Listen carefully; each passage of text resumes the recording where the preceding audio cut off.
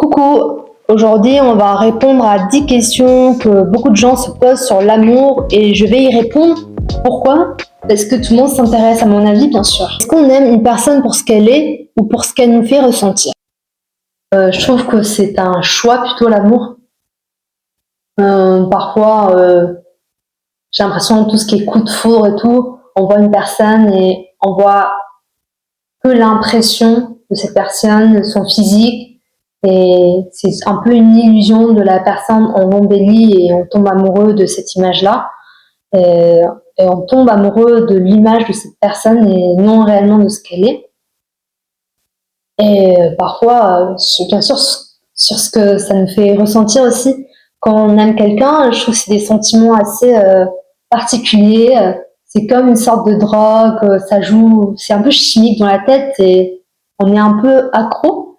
Je pense qu'il y a un peu des deux, mais le véritable amour, je trouve que c'est quand il y a une attirance, qu'on a une vision de cette personne et nous fait ressentir certaines sensations très agréables.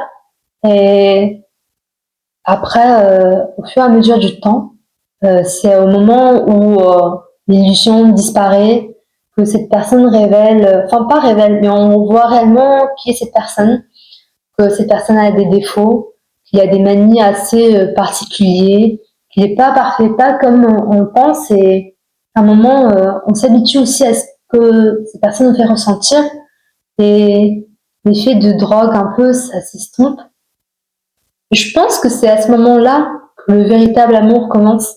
En fait, c'est dans la construction, c'est de vouloir continuer quand même avec cette personne, c'est se dire, ah oui, cette personne, il y a des mauvais côtés, il y a des choses que j'aime pas chez lui. Mais j'ai toujours envie de rester avec cette personne. Malgré tout, j'ai envie de grandir, de vivre des expériences exceptionnelles avec cette personne et faire raviver un peu cette flamme. C'est plus un choix, je trouve, l'amour.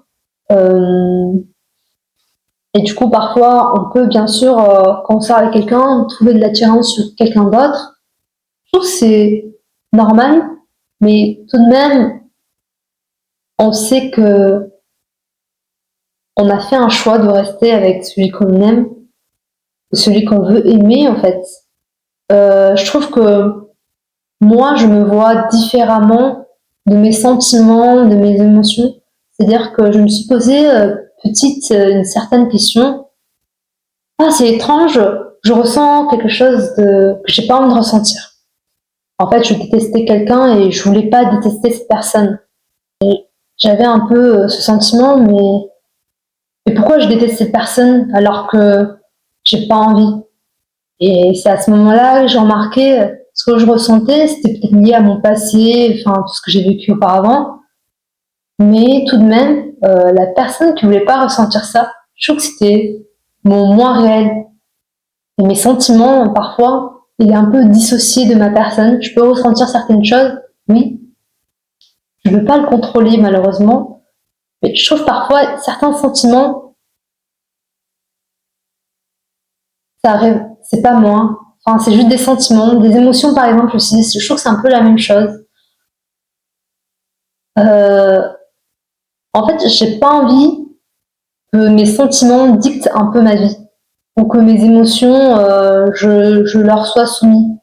Parfois, je suis en colère et voilà, et je m'emporte. J'ai pas envie de ça, en fait.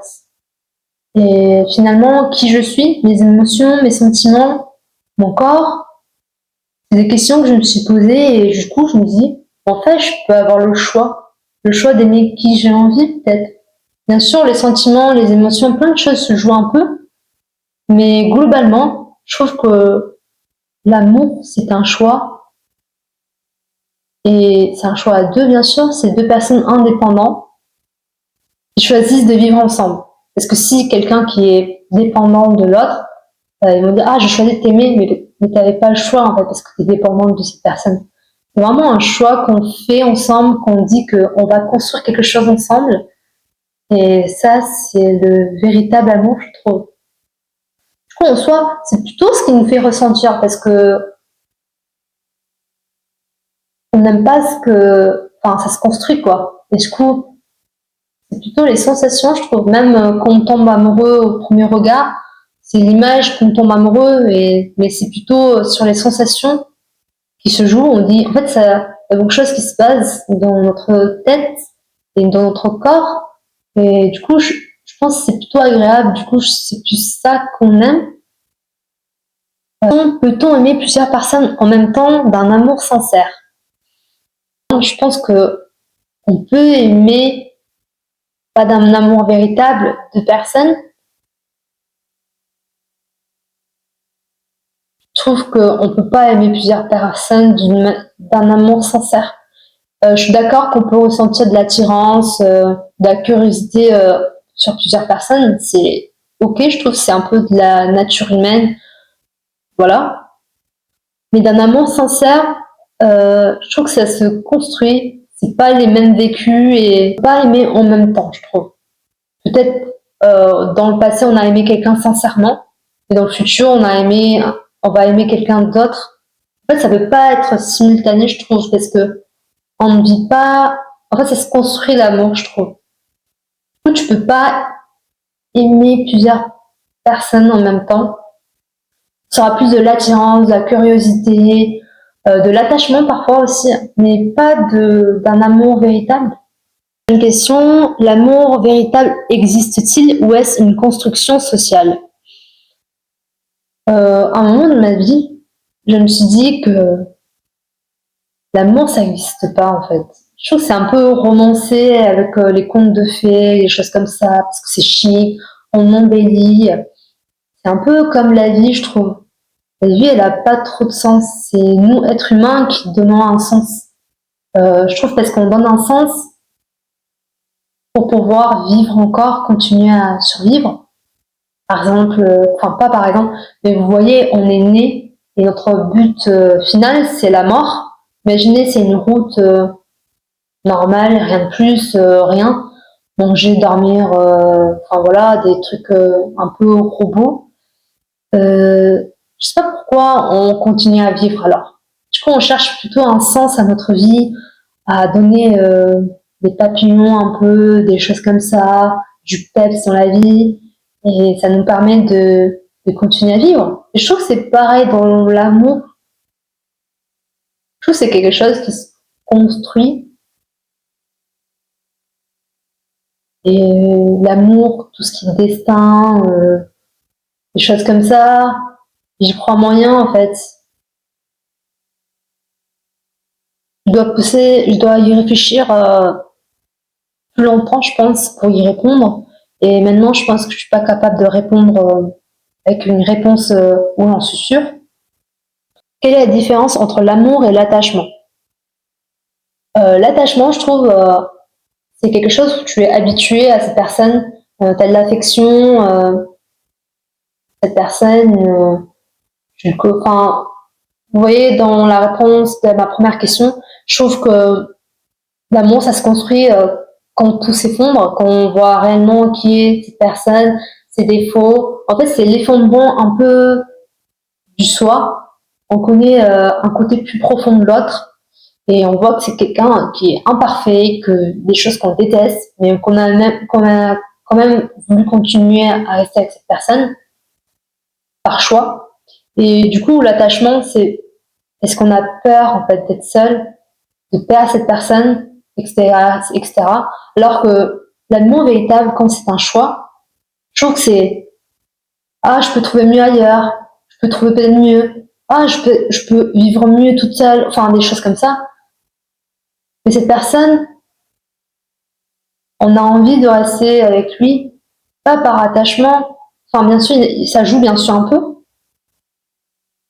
parce qu'on a envie de construire quelque chose de mieux, de évoluer avec cette personne, de rester à ses côtés, de partager des moments de rire, des choses comme ça.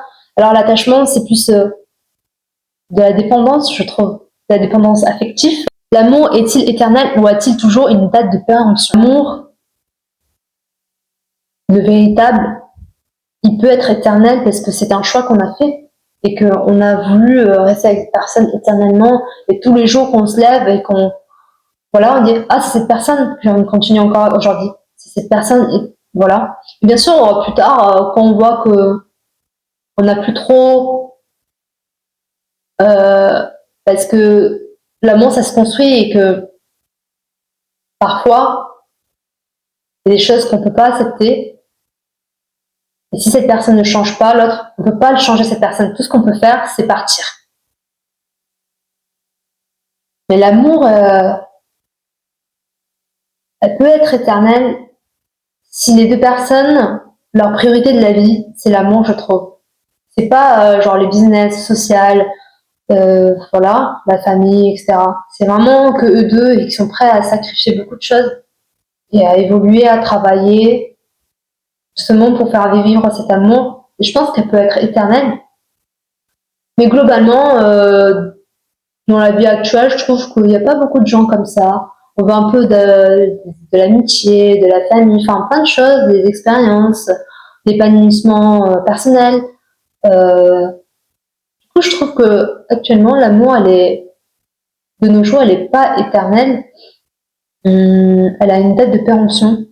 Bien sûr, ça dépend de personnes et la plupart du temps, quand on a une attirance et qu'on tombe amoureux de l'image de cette personne, bah, je trouve qu'au bout de quelques années, justement quand cet effet de drogue qu'on a sur nous, tout ça, bah, ça s'estompe. Bah, c'est la date de péremption, je trouve. Pourquoi tombons-nous amoureux de certaines personnes et pas d'autres? C'est bizarre, je trouve parfois. Par exemple, j'ai des amis, j'ai rencontré sa famille, etc. Et j'ai l'impression que quand cet ami tombe amoureux, ça ressemble un peu à son figure paternelle, bizarrement. En fait, on veut reproduire un peu. Enfin voilà, je sais pas, c'est des idées que j'ai, je pense. Ça joue un peu sur notre éducation, comment on voit nos parents aussi. Beaucoup de personnes cherchent des personnes qui ressemblent à leurs parents, ou bien totalement contraire. En fait, c'est un peu, quand c'est totalement le contraire, j'ai l'impression que ça se passe mal et ils veulent avoir un peu une sorte de vengeance. Je sais pas, c'est des réflexions que j'ai parfois. Mais ouais, je trouve que c'est un peu un rapport avec les parents qui nous a élevés. Et oui, parce que c'est des choses qu'on connaît et on veut reproduire peut-être, j'en sais rien. Faut-il mieux aimer sans être aimé ou être aimé sans aimer? Ouais, quand ce genre de choses arrivent, quand quelqu'un nous aime et que nous on l'aime pas et que on aime quelqu'un et cette personne nous aime pas, dans ces cas-là, moi je dis, il faut choisir aucun des deux. C'est trop compliqué, il n'y a pas de, voilà, c'est, si tu ne l'aimes pas un minimum, je trouve que c'est compliqué c'est triste pour l'autre personne. Il va faire beaucoup d'efforts et on va penser que on lui doit quelque chose ou bien on va en profiter. Je trouve que c'est pas quelque chose de très sain. Et quand on aime quelqu'un et on va faire des efforts, blablabla, et la personne, bah, ne nous aime pas forcément, voilà, et ça peut blesser notre ego, notre cœur. C'est pas sain non plus, c'est pas correct, je trouve. Du coup, faut toujours choisir soi-même, je trouve. Et bien sûr, dans nos valeurs, il faut pas profiter des autres. Et du coup, voilà. 9. Est-ce que l'amour est un choix ou un sentiment incontrôlable? Ah bah, du coup, comme j'ai répondu à cette question, je trouve que l'amour, c'est un choix. Et c'est pas un sentiment incontrôlable. Je pense qu'on peut tous contrôler nos sentiments. Parfois, on a une attirance, on a une curiosité, on a envie d'avoir voir cette personne. Mais si on voit que cette personne ne nous correspond pas parce qu'on n'a pas le même statut, parce que c'est compliqué, ou manque d'argent, ou la distance, des choses comme ça, on peut contrôler ce sentiment. En fait, on va toujours avoir envie, mais on va se mettre à distance, des choses comme ça. Je trouve que ça s'estompe. Les sentiments, c'est vague et faut compter plus sur nos choix, nos réflexions. Mais c'est bien aussi de se laisser aller par ses sentiments, je trouve. C'est une bonne façon d'apprendre un peu. pourquoi on aime certaines personnes, pourquoi j'ai ce sentiment-là, blablabla. Est-ce que c'est cette personne qui est exceptionnelle? Est-ce que j'ai ce sentiment que avec cette personne? Je trouve que c'est intéressant d'avoir, de comprendre ses sentiments, je dirais. Peut-on vraiment aimer quelqu'un si on ne s'aime pas soi-même? En fait, au début, je me suis toujours dit que oui, on peut pas aimer quelqu'un si on ne s'aime pas nous-mêmes. Et puis, j'ai côtoyé des mamans, des parents, même pas beaucoup de papas, mais des mamans. Et en fait, j'ai remarqué, il y a beaucoup de gens qui s'aiment pas, en fait. Il y a plus de gens qui s'aiment pas que ceux qui s'aiment dans le monde. Et en tout cas, c'est ce que j'ai comme vision. J'ai l'impression, certains mères, ils ont une vision tellement, leur amour pour leurs enfants, ils transcendent même l'amour que deux personnes peuvent ressentir, j'ai l'impression, en fait. C'est de fierté qu'ils ont de leurs enfants alors qu'ils n'ont rien fait d'exceptionnel, je trouve. Envie de protection, de le laisser aller. Parfois, ils ont peur, mais ils doivent laisser. Enfin, je trouve que c'est quelque chose de plus fort. Et je pense qu'on peut aimer, même si on ne s'aime pas soi-même. J'ai pas envie de répondre comme ça, mais je trouve que c'est possible. Mais voilà, c'est plus à sens unique. C'est quelque chose. En fait, l'amour, je trouve que ça se travaille, ça s'apprend aussi. Du coup, vous voyez, on peut apprendre quelque chose, devenir très fort dans quelque chose et sans s'aimer soi-même. C'est comme les skills avec les amis, je trouve. Je sais pas, je commence à changer d'avis. Je pense qu'on peut aimer sans s'aimer soi-même. C'est très important de s'aimer soi-même quand même, mais oui, je pense qu'on peut vraiment aimer quelqu'un sans s'aimer soi-même. C'est juste on le passe avant nous. C'est pas très sain, mais voilà, c'est en quelque sorte, c'est l'amour aussi qui est pas sain.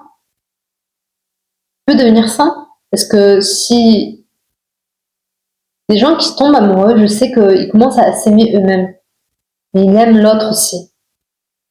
Et du coup, c'est un processus. Bon, voilà, j'ai répondu un peu globalement et vite fait en mode brouillon à ces questions pour réfléchir et pour faire réfléchir un peu.